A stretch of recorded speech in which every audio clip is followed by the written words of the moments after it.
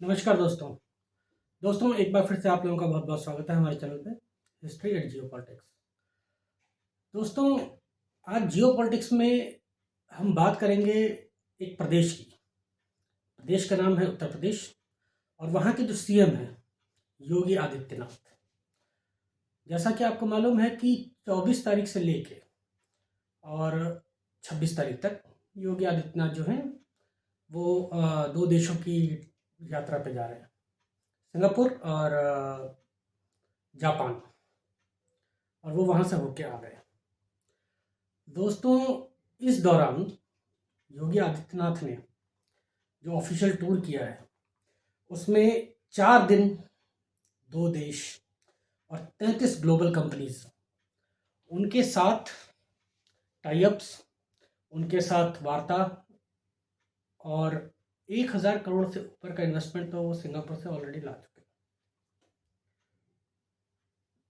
आपको जैसे मालूम ही है कि यूपी भारत का सबसे बड़ा स्टेट है और पिछले 10-12 सालों में यूपी के अंदर जो भी डेवलपमेंट हुए हैं, जिस रफ्तार से हुए हैं, जैसे कि आप उसके बड़े प्रोजेक्ट्स में अगर देखें तो यूपी आज की डेट में भारत के अंदर सबसे ज़्यादा एक्सप्रेस वे वाला स्टेट बन गया है।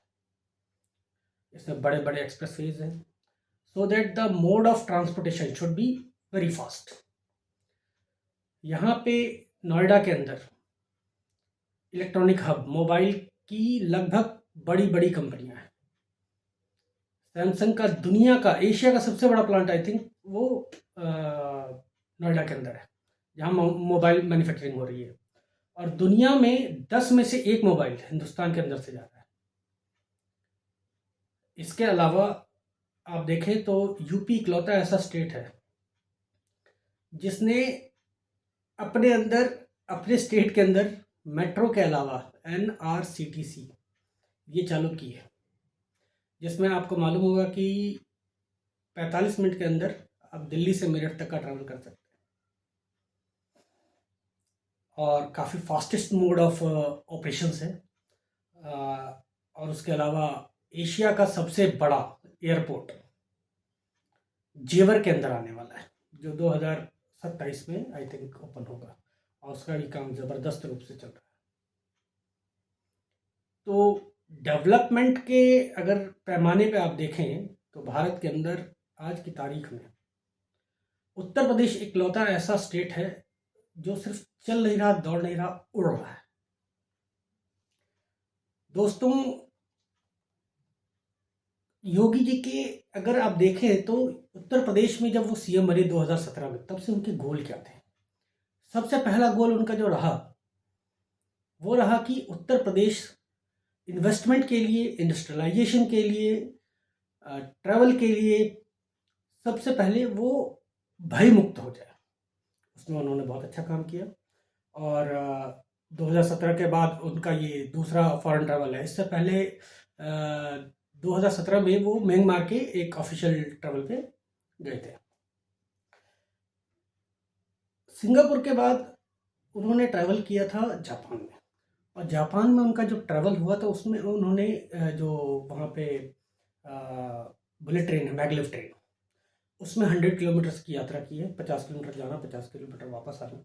और उनकी इच्छा भी है, और हो सकता है ये बड़ी बात ना हो कि मैगलेव ट्रेन नोएडा के अंदर जेवर एयरपोर्ट पे और बाकी जगहों पे चलना, ऐसा कुछ प्रपोजल आया। क्योंकि आपको मालूम है 7 बुलेट ट्रेन के नए रूट्स की प्रधानमंत्री मोदी ने पहले भी बात की है, और जिसमें यूपी एक बहुत बड़ा, आपको देश की राजधानी से जुड़ने के लिए यूपी से जुड़ना जरूरी होता है। दोस्तों, यूपी आज की डेट में नए डेवलपमेंट्स के लिए तैयार है, ऐसा योगी आदित्यनाथ जी का कहना है। उन्होंने जो सिंगापुर में और जापान में कहा, उन्होंने जो 33 ग्लोबल कंपनियों के साथ बातचीत करी है, उनके सीईओज के साथ, ही represented himself as the CEO of UP. उन्होंने वहाँ पे इन्वेस्टमेंट के लिए, टेक्निकल और इंडस्ट्रियल इन्वेस्टमेंट्स के लिए काफ़ी ज़्यादा प्रोत्साहन दिया है।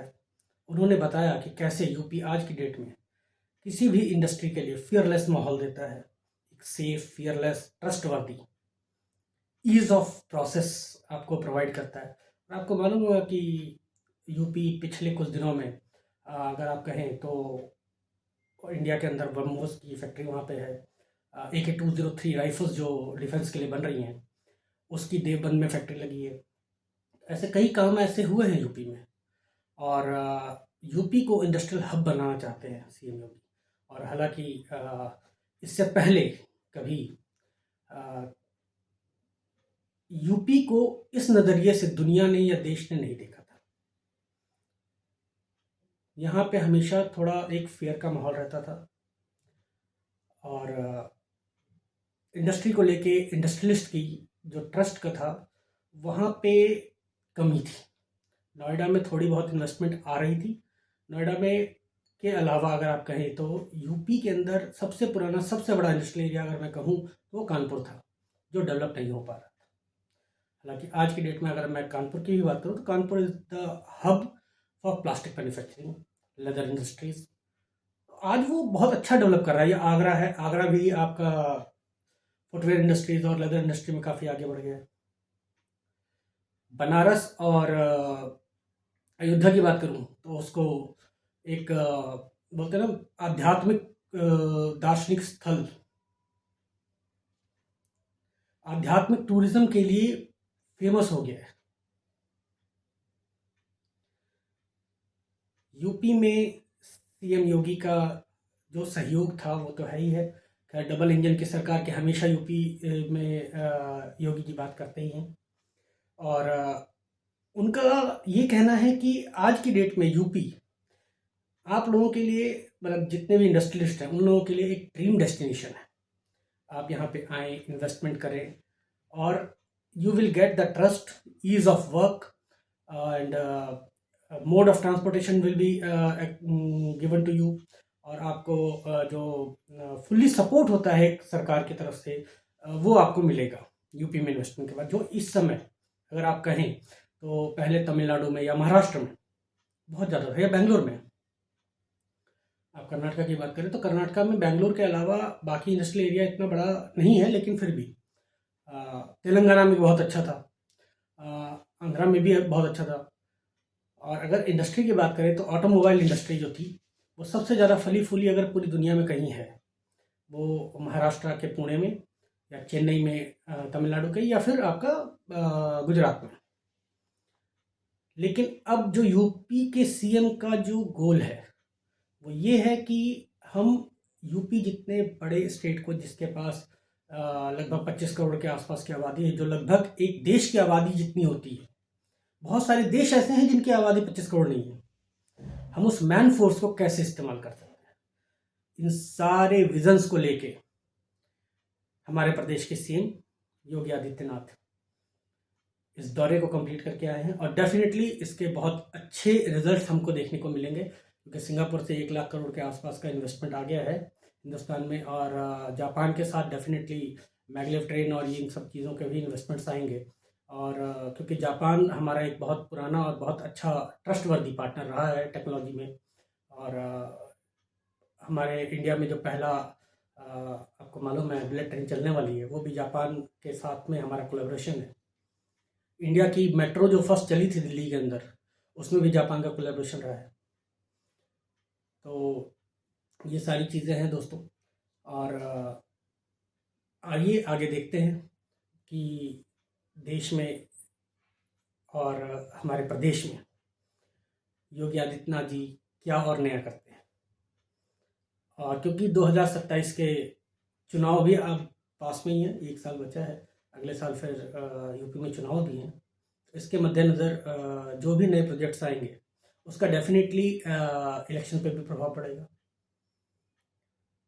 हालांकि ये बहुत बड़ी उपलब्धि है, यूपी काफ़ी तेज़ी से तरक्की कर रहा है, और हम चाहेंगे कि देश के बाकी भी जितने प्रांत हैं, जैसे उड़ीसा है, बिहार है, बंगाल है, ये भी इसी तरह आगे बढ़े।